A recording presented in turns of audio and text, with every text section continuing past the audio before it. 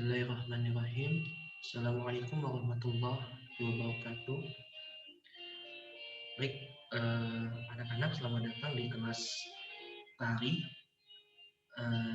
yang tentunya untuk beberapa pertemuan perlu saya informasikan juga bahwa saya yang akan mengajar kalian yang merupakan mahasiswa BNY yang sedang PPL di sekolah kalian. Untuk perkenalan kita mungkin beberapa hari ke depan akan saya lakukan di grup Google Classroom begitu. Sebelumnya mungkin anak-anak boleh ataupun memanggil saya sepantasnya saja. Mas juga boleh, Bapak juga boleh, sepantasnya kalian memanggil yang lebih tua begitu. Oke, saya rasa cukup untuk basa-basinya ya. Berikutnya, sebelum memulai pembelajaran, baiknya kita berdoa agar selalu diberikan kemudahan, kelancaran, pemahaman terhadap pembelajaran yang akan kita pelajari. Serta juga kita meminta kepada Allah kesehatan, keselamatan, hingga keberkahan.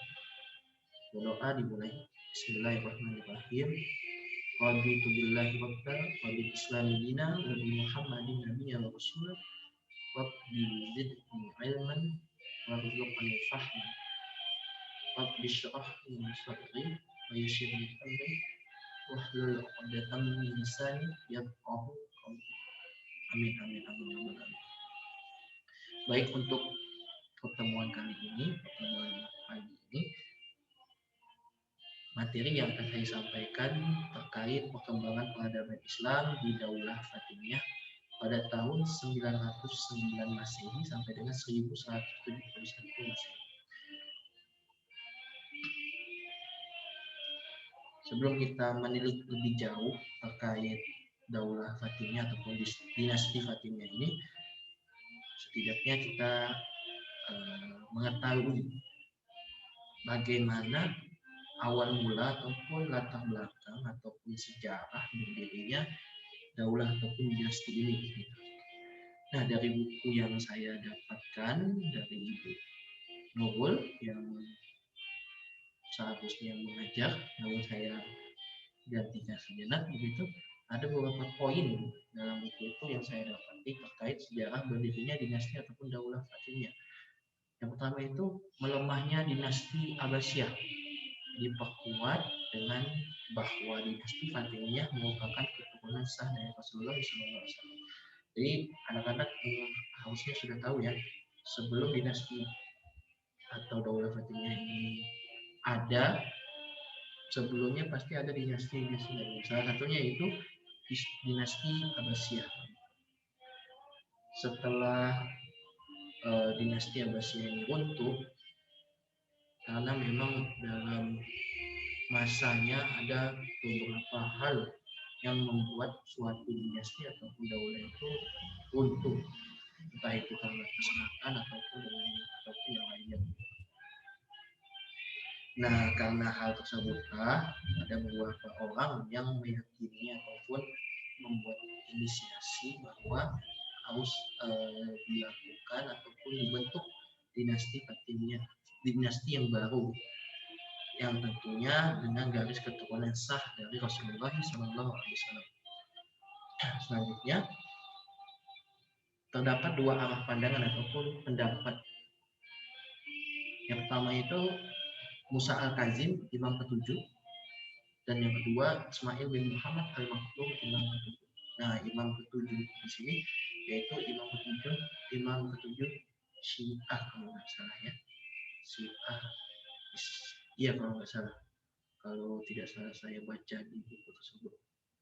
Jadi pada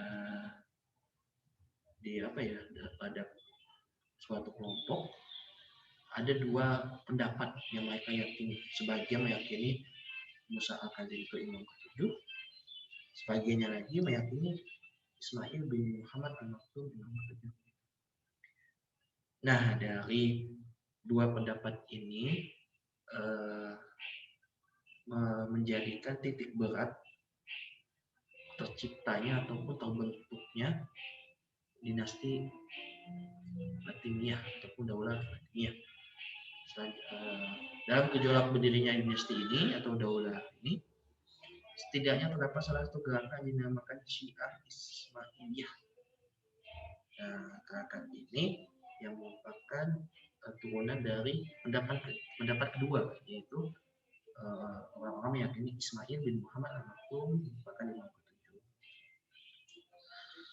Selanjutnya, pada gerakan tersebut terdapat seorang pemimpin yang bernama Abdullah bin Maimun yang memimpin gerakan tersebut. Selanjutnya beliau wafat, begitu tongkat estafet kepemimpinan beliau dilanjutkan kepada Abdullah al-Husain.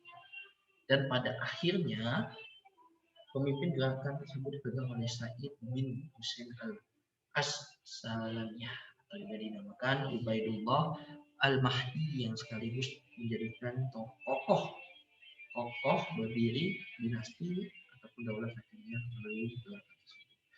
Nah, jadi perlu diingat atau perlu penting dicatat bahwa ada beberapa nama yang memang menjadi sosok ataupun tokoh yang membuat berdirinya dinasti Fatimiyah tersebut dari mulai pemimpin gerakan tersebut hingga dikerucutkan dan dikukuhkan menjadi dinasti Fatimiyah. Selanjutnya, nah ini menarik. Ternyata pada dinasti Fatimiyah tersebut wilayah ataupun daerah kekuasaan itu terdapat di Afrika Utara, tepatnya di Tunisia. Nah, ini kurang lebih peta Afrika Utara yang ada beberapa negara begitu. Selanjutnya, kepemimpinan Daulah Fatimiyah semasa berdirinya atau semasa terbentuknya Daulah Fatimiyah atau dinasti ini terdapat beberapa pemimpin yang hingga untuknya dinasti Fatimiyah tersebut.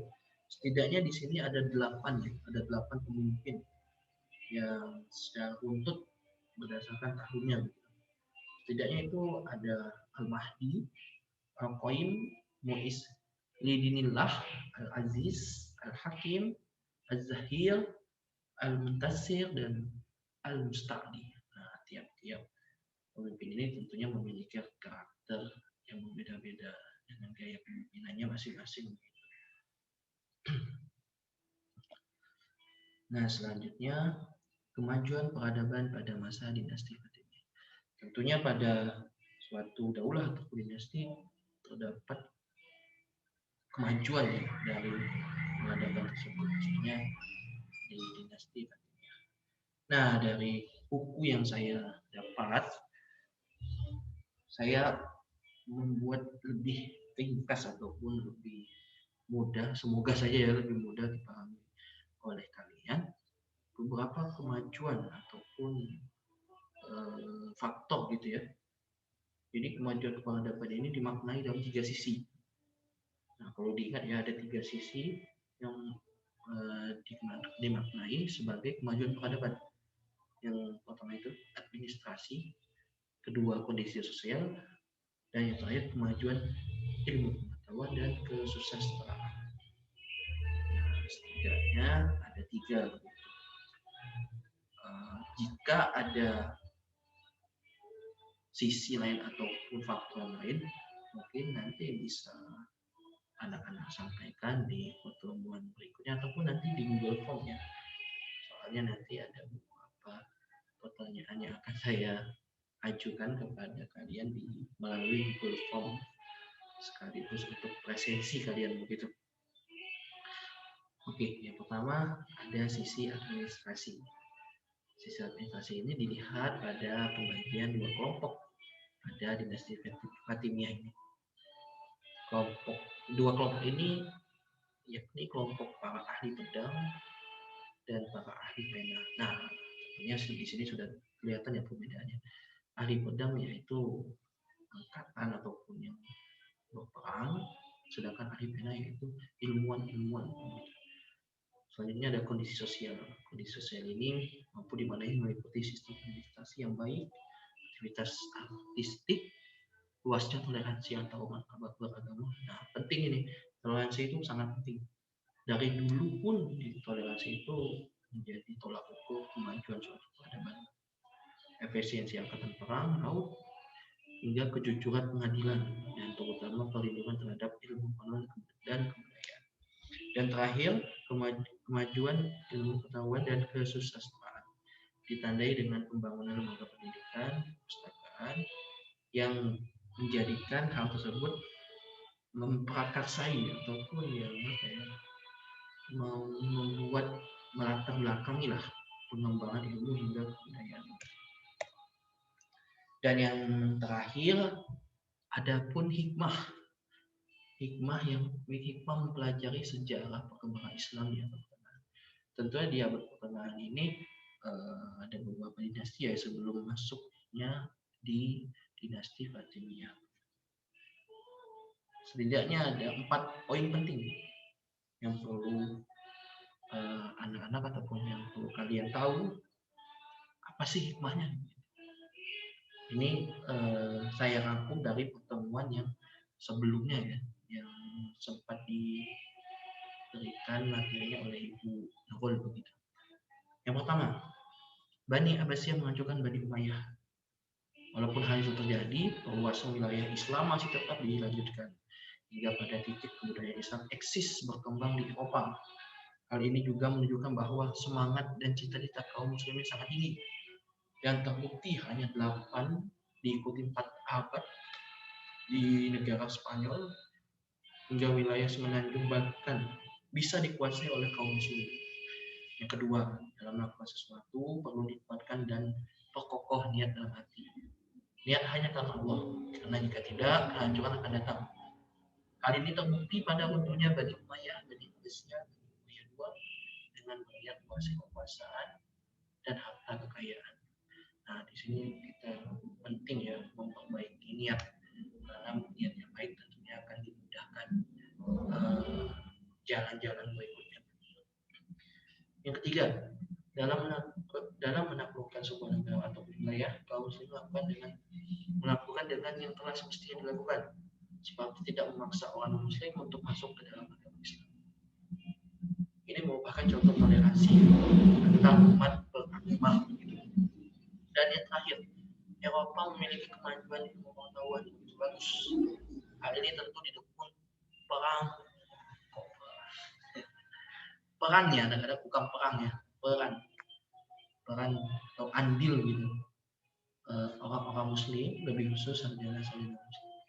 Jadi Eropa itu dulunya dikuasai oleh kaum muslimin, tapi juga diberikan ilmu-ilmu yang sangat penting ya, sangat berguna saat itu hingga kini dan nanti masa depan. Oke, untuk materi hari ini cukup beberapa materi saja, cukup beberapa hal saja yang saya jelaskan. Jikapun ada pertanyaan, teman-teman ataupun kalian ataupun anak-anak boleh mengajukan pertanyaan di form yang akan saya sediakan nanti, gitu. Dan di situ nanti sekaligus kalian bisa presensi begitu untuk melengkapi kehadiran kalian. Dan perlu diingat sekarang kondisi COVID-19, saya harap kalian bisa menjaga diri masing-masing ya, dengan menjaga kesehatan, olahraga, terus mengurangi mobilitas ya, mengurangi keluar rumah yang tidak cukup penting. Kalaupun penting ya mohon protokol kesehatannya dijaga, masker, jaga jarak begitu. Hand sanitizer itu penting untuk cuci tangan agar tidak terkena, karena COVID itu nyata ya teman-teman, nyata ya. Soalnya saya juga kemarin sempat isoman dan alhamdulillah sekarang sudah selesai isomannya, tapi belum ngecek apakah udah negatif atau masih positif. Semoga kalian sehat selalu, berkah selalu, diberi keselamatan keluarga kalian juga, dan semangat selalu, bahagia selalu. Terima kasih untuk waktunya anak-anak. Semoga kalian tetap semangat dengan kondisi yang ada dan tidak mudah menyerah dengan keadaan. Gitu. Saya akhiri. Wabillahi taufiq wal hidayah. Wassalamualaikum warahmatullahi wabarakatuh.